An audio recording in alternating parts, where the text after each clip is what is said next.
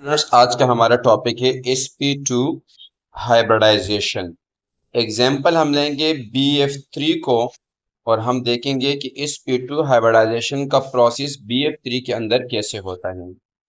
आइए स्टूडेंट्स, सबसे पहले इसके इलेक्ट्रॉनिक कन्फिगरेशन की बात करते हैं।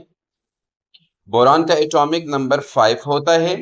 ग्राउंड स्टेट में अगर हम इसके इलेक्ट्रॉनिक कन्फिगरेशन की बात करते हैं तो ये मेरे पास है 1:2, 2:2, 2p1।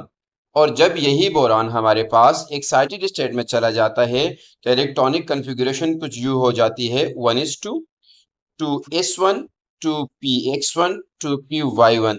इसका मतलब ये है कि 2s2 का ये जो ऑर्बिटल है, एटॉमिक ऑर्बिटल, ये अपने एक इलेक्ट्रॉन को आगे शिफ्ट करेगा, ये वाला आगे शिफ्ट करेगा, और ये हमारे पास 2s और 2px और 2p वाई, ये तीनों हाइब्रिडाइजेशन के प्रोसेस से गुजरेंगे। यानी हमारे पास 1 2 3 ऑर्बिटल इंटरमिक्सिंग करेंगे। इसके नतीजे मेरे पास 3 sp2 हाइब्रिडाइज ऑर्बिटल वजूद में आएंगे। स्टूडेंट, हाइब्रिडाइजेशन और बॉन्डिंग का डेटा तफसील के साथ स्टडी करने के लिए हम इस टेबल को देखेंगे और एक एक बात समझने की कोशिश करेंगे।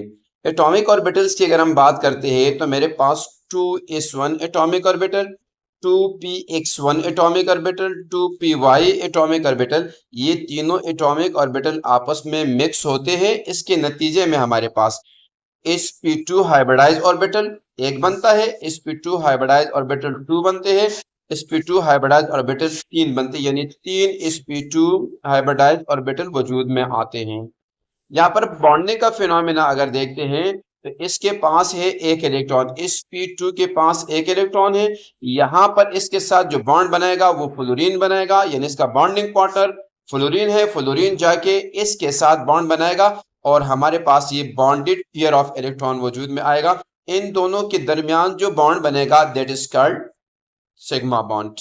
सिमिलर मैनर से स्टूडेंट्स, हमारे पास यहाँ पर sp2 में एक इलेक्ट्रॉन है, इसका बॉन्डिंग पार्टनर हमारे पास फ्लोरीन है। फ्लोरीन जाके sp2 के साथ बॉन्ड बनाएगा, एक पेयर वजूद में आएगा, बॉन्डेड पेयर ऑफ इलेक्ट्रॉन वजूद में आएगा और इससे एक बॉन्ड बनेगा। The bond is called sigma bond. In the similar way students, fluorine जाके sp2 के साथ एक और बॉन्ड भी बनाएगा, बॉन्डेड पेयर वजूद में आएगा, एक बॉन्ड बनेगा और बॉन्ड को कहते हैं सिग्मा बॉन्ड। याद रहे कि जब कोई भी एक बॉन्ड वजूद में आता है तो बॉन्ड बनने के लिए 2 इलेक्ट्रॉन का होना जरूरी है।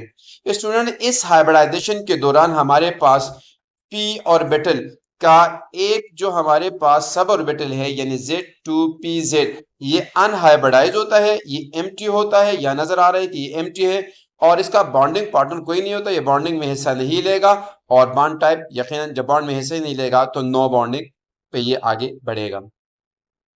स्टूडेंट्स, ऑर्बिटल स्ट्रक्चर को अगर हम स्टडी करें तो यहाँ पर ये फ्लोरीन का एक इलेक्ट्रॉन जाके sp2 के एक इलेक्ट्रॉन के साथ बॉन्ड बनाएगा, यानी इस sp2 बॉन्ड बनेगा। ये जो बॉन्ड वजूद में आएगा this is called sigma bond.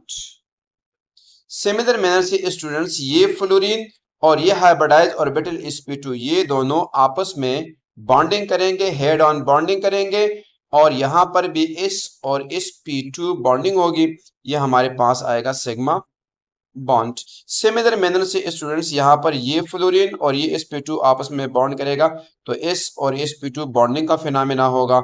यहाँ पर जो बॉन्ड बनेगा this is called sigma bond. तो यहाँ पर नजर आ रहा है कि एक सिग्मा बॉन्ड, 2 सिग्मा बॉन्ड और 3 सिग्मा बॉन्ड, यानी BF3 की अगर हम बात करते हैं तो यहाँ पर 3 सिग्मा बॉन्ड बनेंगे। अच्छा, ये जो हाइब्रिडाइज ऑर्बिटल sp2 है, ये sp2 जो है इनके दरमियान का एंगल 120 डिग्री है। अच्छा, यहाँ पर हाइब्रिडाइजेशन के दौरान हमने देखा कि ये फ्लोरीन और ये sp2 हाइब्रिडाइज ऑर्बिटल आपस में हेड ऑन ओवरलैपिंग करते हैं और इनकी जो ज्योमेट्रिकल अरेंजमेंट है वो सामने वाज़े तौर पर नजर भी आ रहा है। और इसको अगर मजीद हम स्टडी करते हैं स्टूडेंट्स तो आइए यहाँ पर इस स्लाइड के अंदर करते हैं। ज्योमेट्री हम देखते हैं तो ये ट्राइगोनल इन शेप होता है, ट्राइगोनल प्लेनर कहलाता है। और बॉन्ड एंगल की अगर बात करते हैं यानी sp2 हाइब्रिडाइज ऑर्बिटल के दरमियान जो एंगल बनता है वो 120 डिग्री का बनता है। और पीछे हमने स्टडी भी किया स्टूडेंट्स के हमारे पास इस दौरान इस मॉलिक्यूल के अंदर 3 सिग्मा बॉन्ड बनते हैं। Thank you for watching my videos.